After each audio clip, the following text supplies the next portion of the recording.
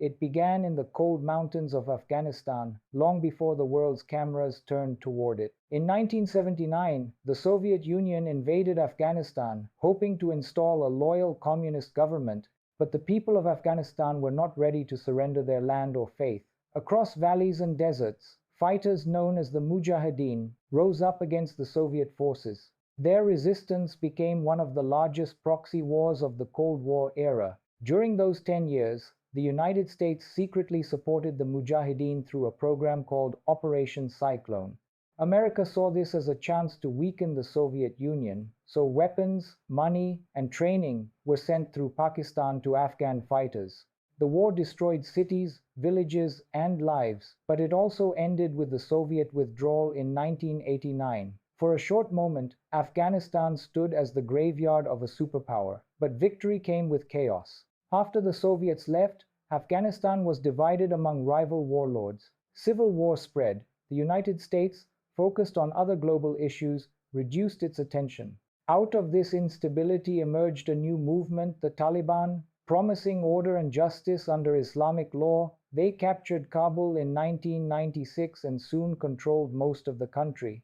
Many Afghans were tired of war and accepted their rule, but strict social limits and punishments followed, especially for women and minorities. In the background, another name was rising: Osama bin Laden, leader of Al-Qaeda. From his bases in Afghanistan, he planned attacks against the West. The world changed on the 11th of September 2001, when 4 planes were hijacked and used in the deadliest terrorist attacks in history. Nearly 3,000 people died. Within weeks, the United States launched Operation Enduring Freedom, demanding the Taliban hand over bin Laden. When they refused, America invaded Afghanistan with support from international allies. The Taliban government fell quickly, and a new Afghan administration was formed under President Hamid Karzai. Schools reopened, women returned to work, and elections were held. Yet peace did not last. The Taliban regrouped in border regions, and a long, hidden insurgency began. The United States and NATO invested billions of dollars, trained Afghan forces, and built infrastructure, but corruption, tribal divisions, and endless attacks weakened progress. In 2011, after a decade of pursuit, U.S. forces found and killed Osama bin Laden in Pakistan. Many believed this would mark the end of the war. Yet the conflict continued. American troops remained on Afghan soil, fighting an enemy that could disappear into mountains and villages. The war became America's longest-lasting 2 decades, spanning 4 U.S. presidents. By 2020, the United States began direct peace talks with the Taliban. The agreement set terms for the withdrawal of foreign troops in exchange for promises to prevent terrorism.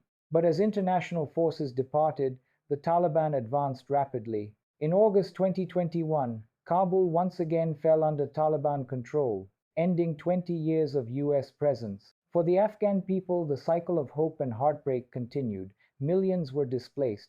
Generations grew up knowing only war. Women and children carried the deepest scars of loss, fear, and silence. Yet amid the ruins, the spirit of the Afghan people endured, resilient, proud, and determined to survive. For America, the experience left difficult lessons. Trillions were spent, thousands of soldiers lost, and questions remained unanswered. Could the war have ended differently?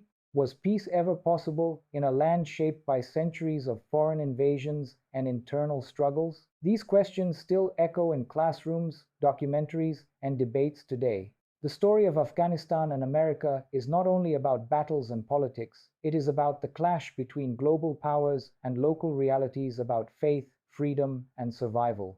It reminds us that modern wars are not fought only with weapons, but with ideas, promises, and misunderstandings. And while the bombs have fallen silent, the tensions continue in diplomacy, humanitarian aid, and regional influence. Even now, Afghanistan stands at a crossroads, caught between the past it cannot forget and the future it still hopes to build.